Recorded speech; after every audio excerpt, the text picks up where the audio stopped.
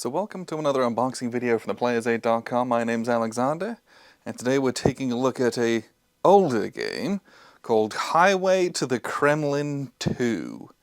This is from a company called the Operational Studies Group, or OSG. Designed by Kevin Zucker. This is part of his Campaigns of Napoleon series. So, I think, well, I don't remember anymore, but originally this game came out, I want to say, it was a long time ago.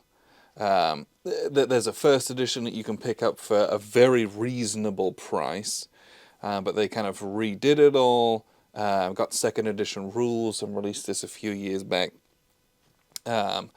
This one, and I can't remember the exact date on it. Maybe we can find that inside the box. But I know that the first edition was... You want to buy the second edition if you can, get a hold of it. But this is a two-player operational game.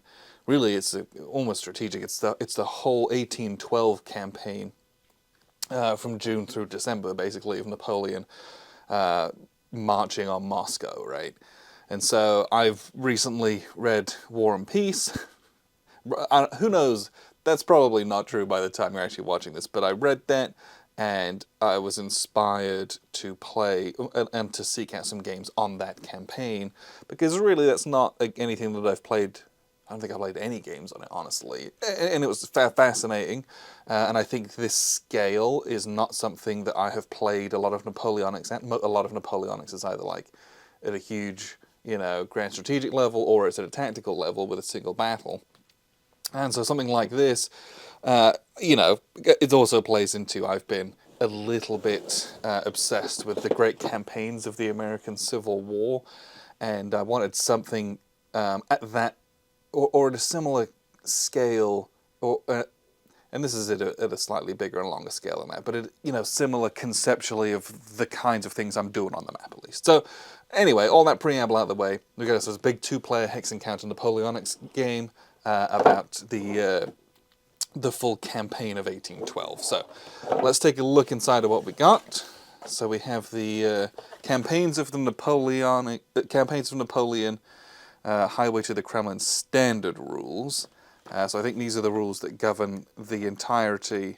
There's the basics of like movement and I presume combat, leadership and command, supply, things like that. But yeah, this is 2-column, pretty dense text. This is a smallish company, and, you're not playing this if it's not something that you're interested in, so I don't think these are rules for the faint of heart, right? There's not a lot of pictures and diagrams in there. Then we have the exclusive rules for this specific game within it. So this has all of our campaign rules set up as well.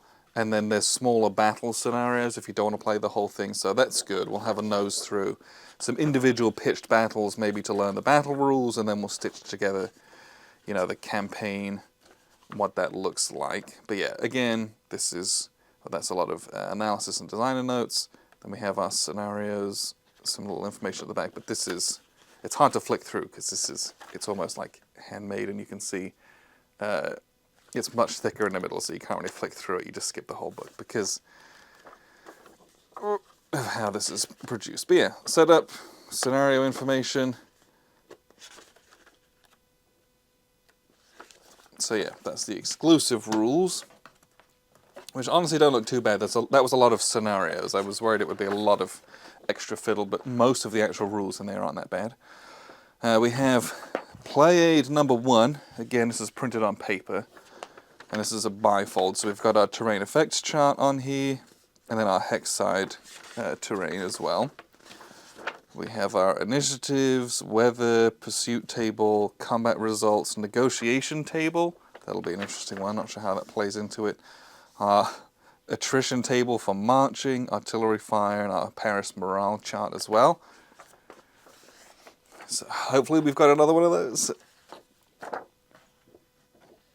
Okay, we have here a number of these charts here. Let's flip this over so we can get this all. So there's a bunch of these. Let me fish all these pieces of paper out, honestly. We'll get to the plain pieces in a bit. So we have a lot of bits here of paper, so a lot of admin. So we have our French unit manifest, our Russian leader manifest, our French leader manifest. So let's keep the Frenches together. So we have units and leader manifests for them. Those are single-sided. Then we have our Russian. All right, let's make sure we've done everything else. Yeah. So on the goldenrod, we've got the Russian leader manifest, and on the beige, we've got the Russian unit manifest as well. Again, single-sided. We have our depot manifest. And it looks like we've got, you know, like the Russian Imperial Eagles and then the French ones as well. Oh, yeah, there's a little key down here. How about that? Yeah, French garrisons and then Russian garrisons at the start as well. Then we have our organizational displays. And I don't know if we're going to have units in those or if that's for subordinate leaders. I'm not quite sure, like if this is how we're going to have units in here and just the HQ on the board. I'm not quite sure exactly how that works rules-wise. But yeah, I do like that these are full-color images. Like, these are portraits. That's really neat. So those holding boxes. We have our turn track printed separately so that we can go through here. And do we have different scenarios listed on here? We got the campaign. Yeah. So we've got the beginning and the ends of scenarios that are listed in the capital letters. So there's a few different things that we can track on there. That's nice. Then we have our French march tables. Let's see. These are different. Okay. I think does each one of these different corps and organizations have different march rules? Interesting. Not sure, but there's two of those. Those are very different. And we have the Russian ones here as well. So we have their organic units down here, and again, potentially where they start and what they're looking to try to do here. We have our LOC diagram. So where we didn't have a lot of those examples and stuff in the rules, on the back of the rule book we had this same kind of play aid, but they also give you one as well, so you can each have one of these if you need to reference it. Typically that means that that's probably very important. And then they also have in here, now, okay, I must say we got this from Noble Knight Games, so I'm pretty sure that if you were to buy this from OSG, you would get this, because this is a 2021 update, where they just kind of went through a little bit of errata and exclusive rules, but it's just printed on a piece of paper. And then we have a battle sheet, which we will be photocopying these, making lots of these. This battle worksheet reminds me a lot of GCACW battle worksheets, and you kind of need them to make that flow smoothly. So that's kind of all the paper and the admin. I know that can seem very daunting to people, and that might be a huge turnoff, but for me, I'm not that worried about it. The nice thing is this is a 2-mapper, but it is only a single sheet of counters. So we've got all of that admin, but again, on the board, we're going to have these small groups over this long campaign across 2 maps, which that's something that I'm particularly interested in at the moment. So we have our leaders again with their portraits. Those match the portraits on those leader rosters / manifests. And then we have all these different units as well. And those are going to be subordinate to those leaders and how you organize those. So we have all the French here. We have a very small Austrian segment. We have our Italians. These little Italians and these Saxons down here. We've got some Prussians, some Germans, some Bavarians, Westphalia, and then we've got Poles up here as well. And then some camp, some quarters markers as well. Then we have the Russians, kind of in a brown color. It's kind of a red brown.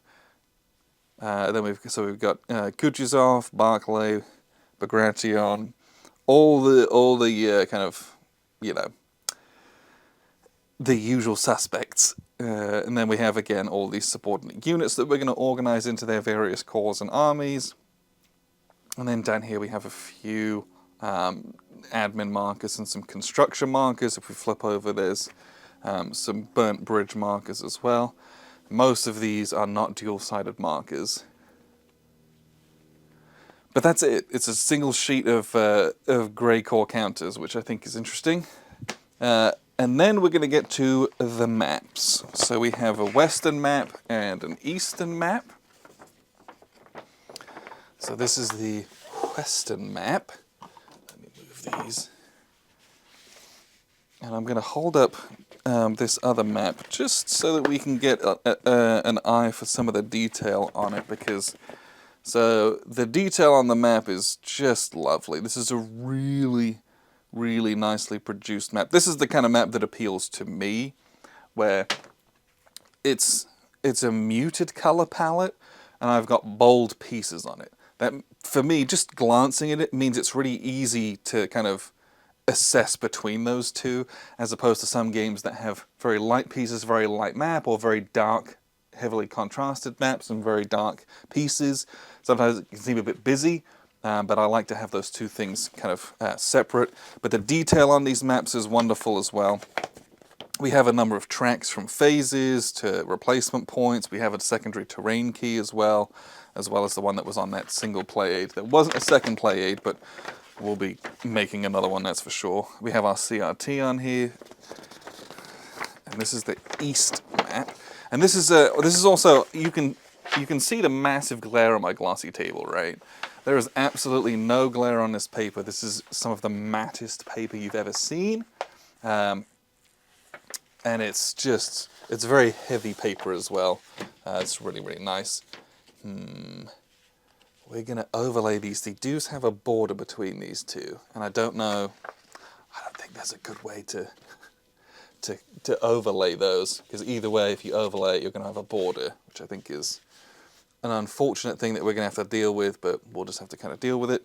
Unless we sit here and cut this, which is probably what I will do in this instance. I'll have a look online and see what people recommend, but I might have to actually cut those so they overlay without the big white margin in them. But yeah, you can see this is going to be the march from Prussia all the way up. You're going to take Smolensk and then on to Moscow, right?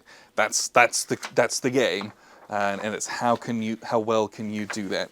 So let's take a look up here, because this is where a lot of the kind of heavier action will have at the kind of crux of the game. You're going to get yourself up to Smolensk, you're going to fight outside of it, take Smolensk. You can see these heavy roads that you're going to march up and down, get yourself all the way to Moscow.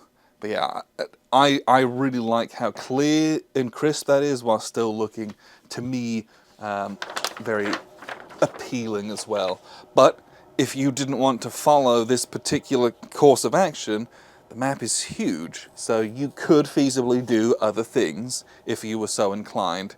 But, you know, you're probably limited by some historical constraints with what you can and can't do within reason, within weather and supply rules as well. So I'm curious to see what this looks like.